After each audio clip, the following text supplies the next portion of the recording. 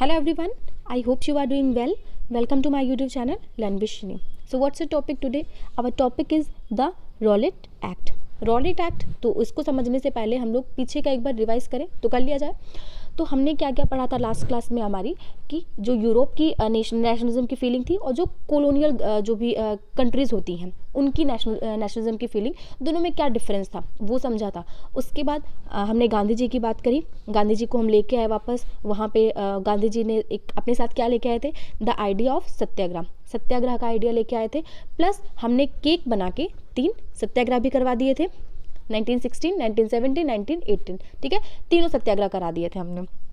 तो अब हम लोग पढ़ेंगे द रॉलेट एक्ट, मतलब उस सत्याग्रह के बाद क्या। तो रॉलेट एक्ट बेसिकली क्या है बेटा, यहाँ पे एक तरह का ये लॉ आता है एंड इसकी वजह से एक इंसिडेंट फॉर्म होता है, एक इंसिडेंट होता है जो नॉन कोऑपरेशन मूवमेंट के लिए एक बैकग्राउंड तैयार कर देता है। जो नॉन कोऑपरेशन मूवमेंट होता है आगे चल के हम लोग पढ़ेंगे उसके बारे में, तो उसके लिए एक बैकग्राउंड है, उसको हम इस आज के लेक्चर में पढ़ने वाले हैं। सो यहाँ पे क्वेश्चन कैसे बन सकते हैं वो समझते हैं पहले। तो देखिए यहाँ पे क्वेश्चन क्या बन सकता है, तो रॉलेट एक्ट के ऊपर क्वेश्चन बन सकता है that why Indians were outraged by the Rowlatt act. तो रॉलेट एक्ट से जो इंडियंस थे वो गुस्सा क्यों हो गए थे, तो वो अभी तो नहीं पता, अभी हम लोग पढ़ेंगे इसके बारे में। या फिर एक क्वेश्चन बन सकता है that why did Gandhi ji decided to launch satyagraha against the Rowlatt act. तो गांधी जी ने यहाँ पे रॉलेट एक्ट के अगेंस्ट में सत्याग्रह लॉन्च करने का डिसीजन क्यों लिया, इसके कुछ कॉजेज बता दीजिए, 3, 4, 5 जो भी कॉजेज है। तो वो सारे कॉजेज अभी हम 1 बाय 1 पढ़ेंगे। पहले हम लोग रॉलेट एक्ट के बारे में समझेंगे, देन रॉलेट एक्ट के बाद लोगों में क्या उसका एक तरह आप बोल सकते हो क्या इम्पैक्ट हुआ, लोगों ने क्या किया इसके अगेंस्ट, वो समझेंगे। Okay, so fine. तो 3 सत्याग्रह गांधी जी ने करा दिए थे। उसके बाद गांधी जी 1919 में डिसाइड करते हैं, क्योंकि ये सारे सत्याग्रह तो सक्सेसफुल हो गए थे, so he decided to launch a nation wide satyagraha. तो यहाँ पे उन्होंने सोचा कि अब एक नेशनल लेवल पे, क्योंकि अभी तक लोकल लेवल पे हो रहा था अहमदाबाद, खेड़ा, गुजरात, तो अभी उन्होंने सोचा एक नेशनल लेवल पे सत्याग्रह को लॉन्च किया जाए। तो इसी सत्याग्रह को लॉन्च करें तो यहाँ पे किस वजह से करते हैं, against the Rowlatt act. So Rowlatt act 1919 में आया था, इसी के अगेंस्ट गांधी जी ने एक नेशन वाइड सत्याग्रह करने का डिसीजन लिया। Now let's understand that what was the Rowlatt act. Rowlatt act क्या था, so that was a law passed by the British government. Okay, British government ने पास किया था, किसके थ्रू इंपीरियल लेजिस्लेटिव काउंसिल, एक इंपीरियल लेजिस्लेटिव काउंसिल बनी थी, ILC। Okay, तो इसमें ब्रिटिशर्स भी थे प्लस इंडियन मेंबर्स भी थे, तो दोनों सारे मेंबर्स ने मिलके पास कराया था। बट यहाँ पे जो इंडियन मेंबर्स थे, इंडियन मेंबर्स ने सारे मेंबर्स ने मिलके इसका अपोज किया था, but still the government have pass this Rowlatt act, this law, इसने गवर्नमेंट ने पास करा दिया। अब इसकी वजह से क्या हुआ, अब इसकी वजह से जिसके इम्पैक्ट हैं, क्या क्या इसमें इस लॉ में क्या क्या बोला गया था वो हम समझते हैं। इसके पॉइंट्स थे कि अब इस लॉ से जो गवर्नमेंट है उसको पावर मिल जाती है कि वो कोई भी पॉलिटिकल एक्टिविटीज़ को रिप्रेस कर सकती है। दैट मीन्स अगर आप इंडिया में अगर आप कोई भी पॉलिटिकल एक्टिविटी कर रहे हो तो गवर्नमेंट क्या है, आपको बिना कुछ पूछे आपको क्या कर सकती है, अरेस्ट कर सकती है। ठीक है, चलो अरेस्ट तो कर लिया ना, ठीक है, अब अरेस्ट कर लिया, हम कुछ ना कुछ करके बाद में निकल जाएंगे। क्यों, क्या होता है, जैसे कोई भी है, कोई सपोज फ्रीडम फाइटर थे, कोई किसी ने अगर जाके वहाँ पे रैली की, कुछ भी किया, तो गवर्नमेंट ने उनको अरेस्ट कर लिया। अब वो सोचेंगे चलो ठीक है, मैं तो एक रैली ही तो कर रहा था नॉर्मली, मैं कोई वायलेंस नहीं क्रिएट कर रहा था या फिर किसी को नुकसान नहीं पहुँचा रहा था, तो मैं ठीक है, मैं जा रहा हूँ, नेक्स्ट डे मैं जज के सामने जाऊंगा और मुझे क्या हो जाएगा, मेरी बेल हो जाएगी। उन्होंने ऐसा सोचा। बट यहाँ पे जो ब्रिटिशर्स थे उन्होंने एक यहाँ पे इसमें पॉइंट और ऐड कर दिया था इस लॉ में, that detention of political prisoners without trial for 2 years। सो यहाँ पे उन्होंने बोल दिया कि आपका जो ट्रायल वायल होना होता है वो भाई 2 साल के बाद होगा, 2 साल तक आप बस चुपचाप जेल में जाके पड़े रहोगे। जस्ट सपोज दिस सीन, आप उस सीन को जस्ट सपोज करिए कि आपके साथ अगर ऐसा हो कि आप कोई एक्टिविटी कर रहे हो, आपको जो पुलिस है वो डायरेक्ट जाके जेल में डाल दे एंड 2 साल तक आपको कुछ नहीं बोलना है, 2 साल तक बस आप वहाँ जेल में चक्की पीसो, तो ये कैसा सीन हो जाएगा। तो वो चीज़ क्या थी, that was very very very horrible and very repressive. तो इसी के अगेंस्ट जो गांधी जी थे उन्होंने लोगों से अपील की कि यहाँ पे हम एक नॉन वायलेंट, देखिए नॉन वायलेंट की बात हो रही है, गांधी जी का प्रिंसिपल ही था, क्या प्रिंसिपल था, 2 प्रिंसिपल्स थे, एक ट्रुथ और एक नॉन वायलेंस, 2 इनके प्रिंसिपल से। तो उसी को फॉलो करते हुए यहाँ पे उन्होंने लोगों से अपील की कि यहाँ पे इस अनजस्ट लॉ के अगेंस्ट में हम एक non violent civil disobedient movement करते हैं, देखिए यहाँ पे सिविल डिसओबीडियंस मूवमेंट जो यहाँ पे दिया हुआ है that was different from the next civil disobedience movement जो हम लोग अभी पढ़ेंगे बाद में, तो वो नहीं था, that was just a civil disobedience movement जो यहाँ पे इस रॉलेट एक्ट आया था इसके अगेंस्ट में था। तो इसको इस लॉ के अगेंस्ट जो लोगों ने, महात्मा गांधी ने जो मूवमेंट करने की सोची, उसकी शुरुआत होती है बेटा 6 अप्रैल 1919, 6 अप्रैल 1919 विथ अ हड़ताल, एक हड़ताल से शुरुआत होती है 6 अप्रैल 1919। क्या होता है, तो यहाँ पे rallies were organised in various cities, बहुत सारी सिटीज़ में रैलीज निकलती हैं, जो वर्कर्स होते हैं वो स्ट्राइक पे चले जाते हैं रेलवे वर्कशॉप के, एंड शॉप्स जो होती हैं वो क्लोज डाउन होती हैं, शॉप्स जो होती है बंद हो जाती है, तो इससे एक बोल सकते हो आप लॉकडाउन जैसी कंडीशन क्रिएट हो जाती है। Okay, so alarmed by the popular upsurge and scared that lines of communication such as railway and telegraph, तो इस तरह की जो पॉपुलर अपसर्ज मीन्स इतने हाई लेवल पे लोग अब मूवमेंट करने लगे हैं, लोग निकलने लगे हैं, मूवमेंट बढ़ता ही जा रहा है, अपसर्ज का मतलब मूवमेंट अब धीरे धीरे बढ़ ही रहा है। प्लस यहाँ पे जो कम्युनिकेशन है, कम्युनिकेशन जो भी मीन्स हैं, रेलवेज है, टेलीग्राफ है, जिसके थ्रू आप कम्युनिकेट कर सकते हो, वो सारे सिस्टम अब डिसरप्ट हो रहे हैं। ओके, सो डिसरप्ट, इन सारे सिस्टम के डिसरप्ट होने की वजह से जो ब्रिटिशर्स थे उनके मन में थोड़ा सा एक डर आने लगा। So what they did, they decided to clamp down on nationalist, so they decided just to repress the nationalist, to suppress the nationalist, तो उन्होंने जो नेशनलिस्ट थे उनको सप्रेस करने की ठान ली। कैसे करी, देखिए नेशनलिस्ट को करने की ठानी। सो what they did, local leaders were picked up from Amritsar and Mahatma Gandhi was Baird from entering Delhi. So what they did, उन्होंने जो भी लोकल लीडर्स थे, क्योंकि देखिए बेटा कहीं पे भी अगर मूवमेंट होना होता है तो वहाँ एक लीडरशिप चाहिए, तो हर देखिए महात्मा गांधी तो एक तरह से लीडर थे, लीड कर रहे थे, बट हर लोकल लेवल पे लीडरशिप चाहिए, तो वो जो लोकल लीडर्स थे उनको क्या कर दिया गया, अमृतसर के थे उन सबको पिकअप गवर्नमेंट ने उठा लिया उनको, और महात्मा गांधी को क्या कर दिया, दिल्ली में एंटर करने से बेयर कर दिया, मीन अब वो दिल्ली में एंटर नहीं कर सकते हैं। नेक्स्ट 10 अप्रैल को the police in Amritsar fired upon a peaceful procession, तो यहाँ पे क्या करते हैं जो पुलिस होते हैं लोग, तो यहाँ बैठ के आराम से इस रॉलेट एक्ट के अगेंस्ट में बैठ के धरने पे बैठे हैं, हड़ताल पे बैठे हैं, पुलिस आती है उनके ऊपर फायरिंग करनी शुरू कर देती है। अब फायरिंग करेगी तो गुस्सा तो आएगा ही ना, लोगों को भी गुस्सा आता है, लोग भी प्रोवोक, बेसिकली यहाँ पे गवर्नमेंट ने प्रोवोक किया ना, कि आपको ज़बरदस्ती आके वो प्रोवोक करिए कि आप नॉन वायलेंस को साइड में रख दो, अब जाके वायलेंस पे आ जाओ। अब वायलेंस पे अगर आप आओगे तो हमको भी क्या मिल जाएगा, एक तरह से हम लोग को भी एक बहाना मिल जाएगा ओपन फायरिंग करने का। सो वही किया, लोगों ने भी वही किया, लोग भी प्रोवोक हो गए और लोग जाके बैंक्स पे अटैक करने लगे, पोस्ट ऑफिसेस पे अटैक करने लगे, रेलवे स्टेशंस पे अटैक करने लगे। लोग भी अब यहाँ पे क्या हो जाते हैं बेटा, वायलेंट, क्योंकि नॉन वायलेंस का जो प्रिंसिपल था गांधी जी का, अब वो आगे यहाँ पे वायलेंट। तो इसी की वजह से अब उसको तो जो ब्रिटिश गवर्नमेंट थी उनको तो बस चाहिए था कि लोग किस तरह से वायलेंट हो जाए, तो उसी का सहारा लेते हुए मार्शल लॉ को इम्पोज कर दिया। मार्शल लॉ बेसिकली क्या होता है, मार्शल लॉ बेटा जो होता है बेसिकली यहाँ पे आर्मी का रूल लगा दिया जाता है, जो भी सारे रूल होते हैं सबको हटा के आर्मी का रूल लगा दिया जाता है। And general Dyer took demand, जो जनरल डायर थे उन्होंने पूरी तरह से कमांड को ले लिया। What happened then on 30th of April infamous Jallianwala Bagh incident took place. So Jallianwala Bagh incident सबने सुना होगा, you would be familiar definitely with this, Jallianwala Bagh massacre हुआ था। सो यहाँ 30th of April को होता है 1919 में ही। क्या होता है बेसिकली यहाँ पे एक गांव में जो गांव के लोग होते हैं वो सारे लोग इकट्ठा होते हैं एक जगह पे जिसका नाम होता है जलियांवाला बाग, वो ग्राउंड होता है, वहाँ पे सब लोग इकट्ठा होते हैं। क्यों? क्योंकि यहाँ पे लोग एक तरह से उसी रॉलेट एक्ट को अपोज करने के लिए भी कुछ लोग आए थे, एंड कुछ लोग एक तरह से सेलिब्रेट करने के लिए आए थे, उनका एक फेस्टिवल था उसको भी सेलिब्रेट करने के लिए आए थे। अच्छा, ये लोग इकट्ठा हुए, बट आप लोगों ने देखा कि 10 अप्रैल को क्या लग गया था, मार्शल लॉ लग गया था। So they were not aware with this martial law, क्योंकि ये गाँव के लोग थे बेटा। अब गाँव के लोगों में उस टाइम कोई व्हाट्सएप तो था नहीं कि व्हाट्सएप से फेसबुक से पता चल जाएगा, अपडेट कर दी गवर्नमेंट ने कि मार्शल लॉ वाज इम्पोज्ड, ठीक है, तो ऐसा कोई सिस्टम नहीं था, लोगों को पता नहीं था कि मार्शल लॉ हमारी कंट्री में चल रहा है। तो ये लोग तो भाई इकट्ठा हो गए, क्राउड इकट्ठा हो गई। अब क्राउड इकट्ठा हो गई, गवर्नमेंट को क्या है, गवर्नमेंट को तो बहाना मिल गया, ठीक। So being from outside the city they were unaware of the martial law. So Dyer अब आते हैं, डायर भाई साहब एरिया में एंटर करते हैं and block the exit points. Exit point जो होता है उसको ब्लॉक करके ज़बरदस्त फायरिंग शुरू कर देती है, ओपन फायरिंग शुरू कर देते हैं, and hundreds of people were killed.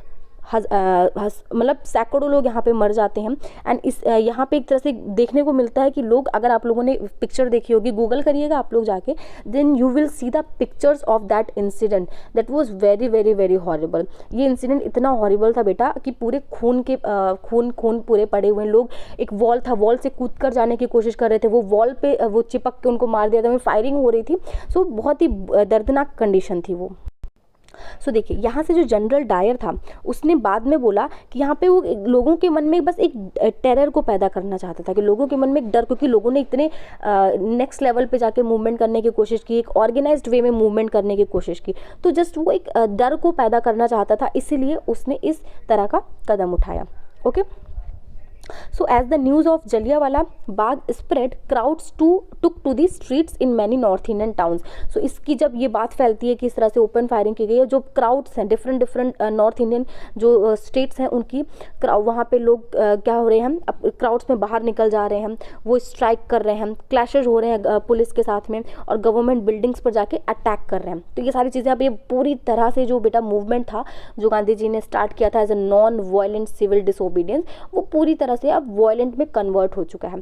So government भी यहाँ पे रिस्पॉन्स करेगी, गवर्नमेंट भी यही चाहती थी। The government is responding with brutal expression. Government भी अब ब्रूटली लोगों को पीट रही है, दबा रही है, उनको ह्यूमिलिएट कर रही है, ठीक है, लोगों को डरा रही है, धमका रही है। सो पूरी तरह से गवर्नमेंट ने अपना जोर लगा के लोगों को सप्रेस कर रही है। Satyagrahis were forced to rub their nose, crawl on the street and do सलाम टू ऑल साहिब्स। तो यहाँ पे देख रहे हैं आप लोग, उनको स्ट्रीट पे घसीटा जा रहा है, उनको उनकी नाक रगड़ने के लिए बोला जा रहा है, उनको सलाम करने के लिए बोला जा रहा है। So this kind of thing were happening there. Okay, so seeing violence, इस तरह की कंडीशंस को देख के गांधी जी ने क्या किया, Mahatma Gandhi called off the movement. So पूरा ये सीन जिस तरह से क्रिएट हो जाता है, मूवमेंट इतना वायलेंट हो चुका होता है, ये सारा सब कुछ देख के महात्मा गांधी ने मूवमेंट को वापस ले लिया। Okay, so this was all about Rowlatt act, and Rowlatt act की वजह से जो मूवमेंट हुआ उसके बारे में। Okay, so while the Rowlatt Satyagraha had been a widespread movement, it was still limited mostly to cities and towns. Mahatma Gandhi now felt the need to launch a more broad-based movement. अब गांधी जी ने क्या सोचा, तो गांधी जी के दिमाग में आया कि पहली चीज़ तो यहाँ पे हमको और ऑर्गेनाइज्ड वे में मूवमेंट करना होगा, बहुत ही ऑर्गेनाइज करके मूवमेंट करना पड़ेगा, प्लस हमको यहाँ पे एक मूवमेंट का एक ब्रॉड बेस तैयार करना पड़ेगा। ब्रॉड बेस मतलब कि ताकि और ज़्यादा नेशन वाइड हो सके, और ज़्यादा लोग इसमें आ सके, ठीक है। तो इस तरह का कुछ उन्होंने सोचा कि हमको पहले एक तरह से ऑर्गेनाइज्ड वे में मूवमेंट को करना पड़ेगा।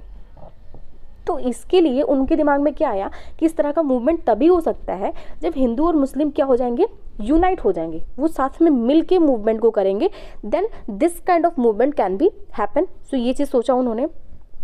तो इसके लिए यहाँ पे उन्होंने किस मुद्दे को उठाया, उन्होंने खिलाफत इशू को उठाया, खिलाफत इशू को उठाया। तो चलिए खिलाफत इशू को समझने से पहले थोड़ा सा बैकग्राउंड में जाते हैं। तो बैकग्राउंड में क्या है कि जब फर्स्ट वर्ल्ड वॉर होता है बेटा, तो यहाँ पे हमने देखा था कि ओटोमन एम्पायर भी पार्टिसिपेट करता है। तो ओटोमन एम्पायर जो होता है बेटा, ये ब्रिटिशर्स की पार्टी में नहीं होता है, दूसरी पार्टी में होता है, मीन जर्मनी वाली पार्टी में होता है। तो वहाँ पे कब जर्मनी हारती है तो वो ओटोमन एम्पायर भी हार जाता है। तो ओटोमन एम्पायर में क्या था, जो ओटोमन एम्पायर के बेटा रूलर होते थे, जो ओटोमन एम्पायर कहाँ था, टर्की वाला जो एरिया था वहाँ पे ओटोमन एम्पायर था। तो वहाँ पे जो उसके रूलर होते थे वो एक तरह से उनको खलीफा बोला जाता था। एंड खलीफा कौन थे, खलीफा was the spiritual head of Muslim के जो स्पिरिचुअल हेड होते थे इस्लामिक वर्ल्ड के, उन्हीं को खलीफा बोलाते थे, और वो ओटोमन के एम्परर होते थे, ठीक है। सो या क्या होता है, जब फर्स्ट वर्ल्ड वॉर में इनकी हार हो जाती है, ओके, तो ये एक तरह से र्यूमर फैल गया था कि अब जो हारी हुई पार्टीज़ हैं, ओके, हारी हुई पार्टीज़ को बहुत ही सप्रेसिव ट्रिटी साइन कराई जा रही है उनके साथ में। तो यहाँ पे ये होता है कि जो खलीफा हैं उनकी पावर्स को ले लिया जाएगा, एंड उनके साथ ही बहुत ही बदसलूकी से पेश आएंगे। तो ये सारी र्यूमर्स फैल गए थे, ठीक है, उनके ऊपर बहुत ही हार्श पीस ट्रिटी साइन कराई जाएगी उनके साथ में, ठीक है। तो इसी के लिए जो यहाँ के इंडियंस में, यहाँ के इंडिया के जो भी मुस्लिम्स होते हैं, ठीक है, मुस्लिम्स होते हैं, इसी के अगेंस्ट उन्होंने क्या फॉर्म की, खिलाफत कमेटी फॉर्म करते हैं। कब, मार्च 1919 में, ओके। सो ये सारा खिलाफत का सीन हुआ, खिलाफत के अगेंस्ट ब्रिटिशर्स के अगेंस्ट उन्होंने यहाँ पे खिलाफत कमेटी फॉर्म की इन बॉम्बे इन मार्च 1919 में, ओके सो यहाँ पे अब क्या होता है, उन्होंने खिलाफत कमेटी तो फॉर्म कर दी। अब गांधी जी निकल के आते हैं पिक्चर में। गांधी जी इस जो ये खिलाफत कमेटी थी, इसके दो यहाँ के इसके दो मेंबर्स थे जो भाई थे। कौन? मोहम्मद अली एंड शौकत अली। मोहम्मद अली एंड शौकत अली, इनकी बात होती है किसकी? गांधी जी से बात होती है कि यहाँ पे ठीक है भाई, हमको मास एक्शन अब कराना पड़ेगा। तो यहाँ पे एक तरह से आप देख रहे हो खिलाफत मुद्दे को उठा के ले आया गया। अब खिलाफत मुद्दे को आओगे तो आप एक मुस्लिम मास जो है, मुस्लिम मास का एक कोऑपरेशन आपको मिल जाएगा, मुस्लिम मास का पार्टिसिपेशन आपको मिल जाएगा। सो हिंदू मुस्लिम को एक तरह से यूनाइट कर दिया गया। आपने पढ़ा था, हम लोगों ने नेक्स्ट क्लास में पढ़ा था कि कैसे एक तरह से गांधी जी थे और कांग्रेस थे, इन दोनों ने कोशिश करी हर तरह से कि कैसे लोगों को यूनाइट कर सकें। तो वही चीज़ चल रही है, वही एक प्रोसेस चल रहा है यूनाइट करने का हिंदू मुस्लिम को। So Gandhi ji saw this an opportunity to bring Muslim under the umbrella. तो इस तरह से खिलाफत मूवमेंट को उन्होंने एक अपॉर्चुनिटी समझी कि कैसे हम उनको लेके आए और अपने नेशनल मूवमेंट को उनको शामिल कर लें। Okay so finally Calcutta session Congress का जो हुआ था 1920 में, सितंबर 1920। देखिए अभी इसको सेशन का आप ईयर याद रखिए प्लस मंथ याद रखिए, बिकॉज अभी आप सितंबर में देख रहे हैं, नेक्स्ट हम लोग दिसंबर में पढ़ेंगे। तो सितंबर 1920 कैलकाटा सेशन होता है। यहाँ पे जो कांग्रेस होती है, कांग्रेस जो होती है, ये मिल के जो भी खिलाफत मूवमेंट वाले जो होते हैं, इनके साथ मिल के एक नॉन कोऑपरेशन मूवमेंट करने की तैयारी करती है। Okay so non cooperation movement की अब यहाँ से क्या होगी बेटा, शुरुआत होगी। वो यहाँ पे उन्होंने सोचा कि अब हमको एक नॉन कोऑपरेशन मूवमेंट की शुरुआत करनी चाहिए। सो ओके नेक्स्ट टॉपिक है वाई नॉन कोऑपरेशन। चलिए इसको पढ़ने से पहले एक क्वेश्चन है आप लोगों के लिए, नीचे कमेंट बॉक्स में बताइए। सो देखिए हमने लास्ट क्लास में जो पढ़ा था, हमने पढ़ा था कि 1921 में एक सेंसस होता है। सेंसस में कुछ डेटा निकला था कि कुछ लोगों की डेथ होती है बिकॉज ऑफ सम रीजंस। तो वो डेटा आपको बताना है कि कितने लोगों की डेथ होती है प्लस उसके पीछे रीज़न क्या था वो बताना। सो नीचे कमेंट बॉक्स में सारे लोग कमेंट करके बताएंगे कि कितने लोगों की डेथ होती है और उसके पीछे का रीज़न क्या था। पीछे का लास्ट क्लास का ही क्वेश्चन है बेटा, सब नहीं पढ़ा है, मैंने पढ़ाया हुआ था। ओके चलो, नॉन कोऑपरेशन की ज़रूरत क्यों पड़ी? हमने देख लिया कि गांधी जी ने मिलके खिलाफत मूवमेंट को साथ में कर लिया कि नॉन कोऑपरेशन करते हैं, बट यहाँ पे ज़रूरत क्यों पड़ी? तो उस ज़रूरत को गांधी जी ने अपनी एक फेमस बुक हिंद स्वराज में एक्सप्लेन किया था। सो हिंद स्वराज 1909 में लिखी थी। तो उन्होंने बोला था कि जो ब्रिटिश रूल है, ब्रिटिश रूल इंडिया में जो इस्टेब्लिश हुआ है, इसका रीज़न क्या है? इसका reason is the cooperation of Indians. मतलब जो इंडियंस थे उन्होंने ब्रिटिशर्स के साथ कोऑपरेट किया है, that's why the Britishers had established in India. Britishers आके इसीलिए इस्टेब्लिश्ड हुए। जैसे एग्जांपल लें अगर हम लोग कि ब्रिटिशर्स इस्टेब्लिश कैसे हुए, शुरुआत कैसे की, तो उन्होंने ट्रेड करके तो शुरुआत की। तो उन्होंने यही बोला कि हमने उनको ट्रेड करने दिया, प्लस ट्रेड करने के साथ में हमने उनको बहुत ज़्यादा छूट दे दी। छूट देते चले गए हम कि वो हमारे धीरे धीरे इकोनॉमिक्स से वो पॉलिटिकल मैटर्स में हमारे घुसने लगे और हमारे किंग की पावर जो थी, किंग की पावर को कम करने लगे एंड खुद सारे मैटर्स में घुसने लगे। धीरे धीरे उन्होंने एरियाज़ को कंट्रोल कर लिया। तो हमने उनको छूट दी, हम उनके साथ धीरे धीरे कोऑपरेट करते चले गए। कोऑपरेट मतलब ट्रेड तो वो कर रहे थे, वो हमारे यहाँ से सामान लेके जाके बेच रहे थे।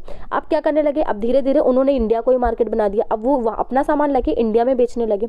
बेच रहे हैं ना, तो बेचने लगे तो वहाँ पे हम ही तो खरीद रहे हैं उनका सामान। हम क्यों खरीद रहे हैं? क्योंकि हमको थोड़ा सस्ता लग रहा है, क्योंकि वो मैकेनाइज्ड है, सामान मशीन से बन के आ रहा है, तो हम खरीद रहे हैं। तो वो खरीद रहे हैं तो उनका फायदा हो रहा है, वो उनका डेवलपमेंट हो रहा है, उनकी ग्रोथ हो रही है। तो किसी का भी ग्रोथ होगा बेटा, तो वो उस जगह से जाना क्यों चाहेगा? नहीं जाना चाहेगा। तो इसी रीज़न की वजह से वो तो यहाँ पे बैठ गए, स्टैब्लिश हो गए और हम फंस गए। हम तो बीच में एक तरह से होता है ना कि पिस रहे हैं, तो हम पिसने लगे।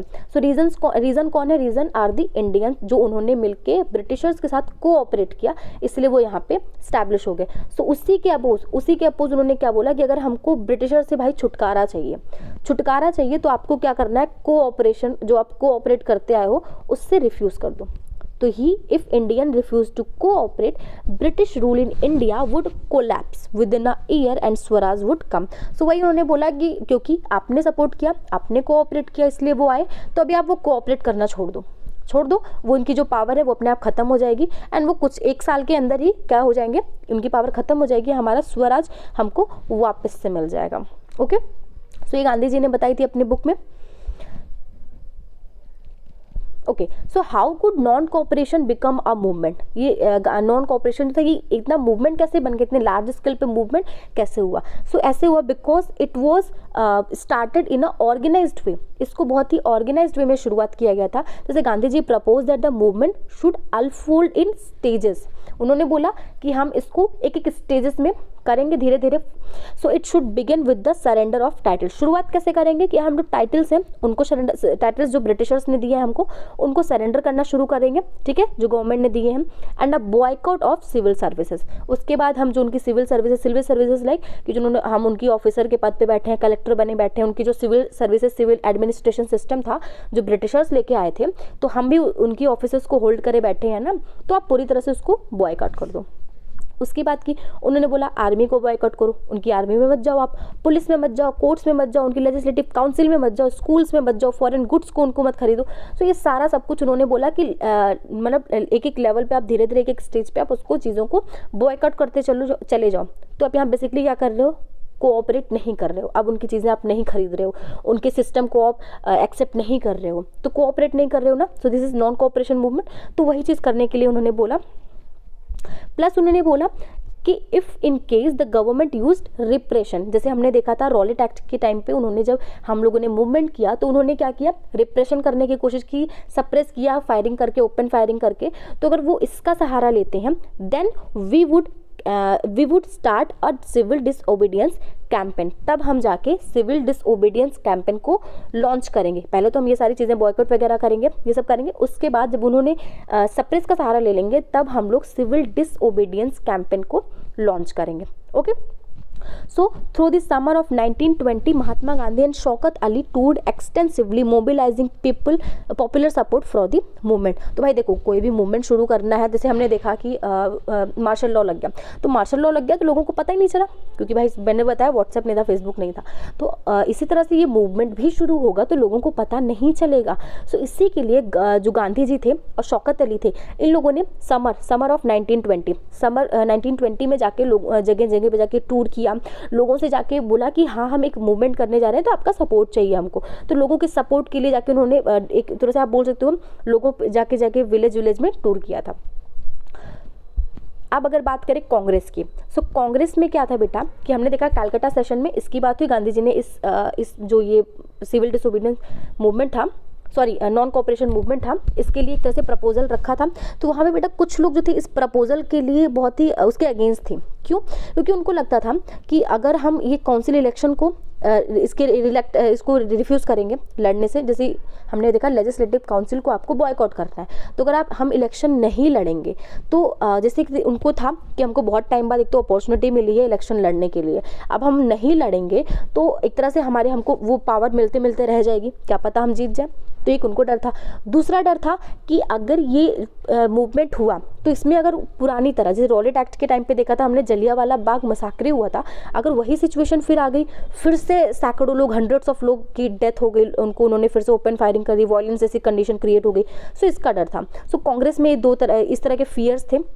बट फिर भी सितंबर एंड दिसंबर के बीच में कांग्रेस के साथ में एक तरह से बोल सकते हो आप बहुत नेगोशिएशन हुए, बातचीत हो रही थी। Then finally at Congress session of Nagpur in December 1920, तो फाइनली 1920 में जो नागपुर सेशन होता है दिसंबर 1920 में, वहाँ पे एक कॉम्प्रोमाइज़ होता है दोनों के बीच में। फाइनली हम क्या बोलते हैं, नॉन कोऑपरेशन प्रोग्राम को अडॉप्ट कर लेते हैं। 2 सेशन देखे आपने बेटा, Calcutta session was 1920 but in September, and next Nagpur session in December 1920। So 2 session हुए, यहाँ पे गांधी जी ने प्रपोजल रखा था और यहाँ पे उसको अडॉप्ट कर लिया गया। सो 2 सेशन हुए, याद रखिएगा आप लोग इसको। ओके, सो ये तो हो गया, पूरा बैकग्राउंड तैयार हो गया, अडॉप्ट कर लिया गया। अब ये मूवमेंट कैसे शुरुआत होती है इसकी, कैसे अनफोल्ड होता है, कौन कौन इसमें पार्टिसिपेट करता है, कौन कौन से सोशल ग्रुप इसमें पार्टिसिपेट करते हैं, एंड क्या फाइनली इस मूवमेंट का होता है। ओके, सो वो सारा सब कुछ हम पढ़ेंगे हमारी नेक्स्ट क्लास में। So this was the background of the non cooperation movement. ठीक है, आई होप आपको सारे टॉपिक्स क्लियर हुए हों। तो अगर वीडियो पसंद आई है बेटा तो देन मेक श्योर आप इसको लाइक करिएगा, प्लस चैनल को सब्सक्राइब करिएगा, एंड वीडियो को ज़्यादा से ज़्यादा शेयर करिएगा, and keep supporting, keep starting. Thank you.